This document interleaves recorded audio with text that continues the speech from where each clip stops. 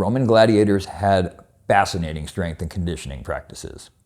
I'm James Peratt with Wild Hunt Conditioning. I'm going to break down with you exactly how a Roman gladiator trained, ate, and survived in the arena. Just a quick bit of background. It is extremely unusual to find detailed written instructions for how ancient warriors trained thousands of years after the fact. So the fact that we actually have hard, concrete, written details regarding gladiator strength and conditioning and diet is just fascinating. We can thank the father of modern medicine for this, Galen. He's best known as one of the founders for modern medical science. He was actually the personal physician to multiple Roman empires, and his medical writings are still used and referenced by doctors and medical scientists today. What many people don't know about Galen is that he was also, in his early career, an exercise physiologist at one of the top gladiator academies in Asia, which is specifically what would now be today Turkey. During his time there, he studied something called living anatomy, which is how the body functions, training, and again, today we would call this exercise physiology, but basically he watched and trained gladiators up close and personal. In one of the ancient texts we recovered from Galen, we were able to find detailed instructions for how gladiators trained, and it's fascinating. I was personally shocked by how much it actually resembled like NFL-style strength and conditioning for professional football players, because you had a lot of plyometrics, you had a lot of functional strength training, and there was a strong athletic element to everything they were doing. Lots of jumping and athletic conditioning. Additionally, you notice in their strength training exercises, there is a strong bias towards shoulder exercises. Now this is because the wielding of shield and sword required a lot of strength through the delts, through pretty much the whole body, but specifically it placed a lot of load on the delts. The other thing you saw them do a lot of was hinging. Specifically, they did normal deadlifts.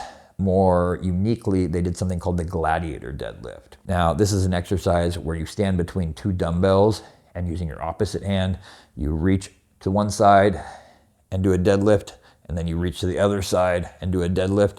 And doing it like this forces rotation through the lower spine and is just really good for bulletproofing the back and hips and definitely increasing the rotational power and durability that gladiators would have been using with the swinging of their swords and their weapons. Additionally, like I mentioned, you see a good amount of plyometrics, which again, makes sense. Explosive training, gladiators had to be fast, they had to be deadly, and they had to be able to close distance, get in and out very rapidly. I was also shocked by just how modern a lot of this training was. Okay, it wasn't like simple stone lifts and stuff like that. It was very specific technical exercises. You had deadlifts. You also had a lot of weighted carries, which again, personally, I'm a big fan of weighted carries. I put them in literally every single one of my functional training plans through Wild Hunt Conditioning, and I'll link some of those below for those that want to check that out. As far as gladiator training went, it is just, again, I was massively impressed by how sophisticated it was and how well adapted it was, just creating strong and dangerous men. As far as their diet, some people are under the misconception, as it turns out, that gladiators were vegetarian. This is not true. They ate, generally speaking, they ate a lot of pork and fish, and they were actually known in the Roman Empire as hordearii, which was basically meant barley eaters, because barley was the main carbohydrate source of gladiators, along with legumes like beans, as well as dried fruit. And then for their fats, they had a lot of cheese, olive oil. Like some of these were pretty traditional, hearty Roman peasant foods. And gladiators, because they were elite athletes and expensive investments, were fed nothing but the best. Additionally, they did consume electrolyte drinks as well. They made one with ashes of certain plants that they burned with high mineral levels, most likely combined with salt and honey. And they found various trace samples of these on clay cups and amphora from ancient Rome. But taken on the whole, the Roman gladiator was one of history's most effective and dangerous warriors.